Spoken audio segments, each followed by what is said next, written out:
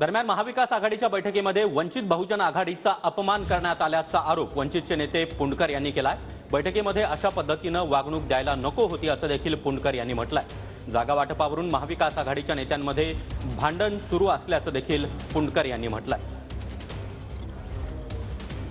तुमचा seat sharing formula असेल तो आम्हाला द्या, नसेल ठरला तसं सांगा, पुन्हा भेटूयात, ठरवूयात। परंतु जर तुम्ही आम्हाला बाहेर बसवत असाल तर मग आमचं नाईलाज आहे। नाराज होऊन बाहेर पडलाय का? नाही, आता नाराज वाईट वाटतं ना। अपमान झाला असं कुठं वाटतं? नाही, एक वेळ लक्षात घ्या, त्यांनी 100% अपमान केलेला आहे, त्यांनी आम्हाला बाहेर बसवलेलं आहे, पण त्यांनी अशी वागणूक द्यायला नव्हती। आमचं सीट शेअरिंग संदर्भात स्पष्ट मत आहे की त्यांनी त्यांचा फॉर्म्युला असेल तर सांगावा, नसेल ठरला तरी सांगावा। नाही, तुमच्याजवळ फॉर्म्युला ठरत नसेल तर आमचा 12-12चं मान्य करा। पण तुम्हाला त्या तिथे महाविकास आघाडीच्या नेत्यांमध्ये काही एकवाक्यता दिसली का त्यांच्या फॉर्म्युला संदर्भात? त्यांच्यावर फॉर्म्युलाच नाहीये, त्यांनी आधी काही फॉर्म्युले सांगितले, तुम्ही काहीच नाही। त्यांच्या जागा ठरल्या नाहीये, त्यांचेच आपसात भांडणं सुरू आहेत, तेच त्यांचं ठरत नाहीये।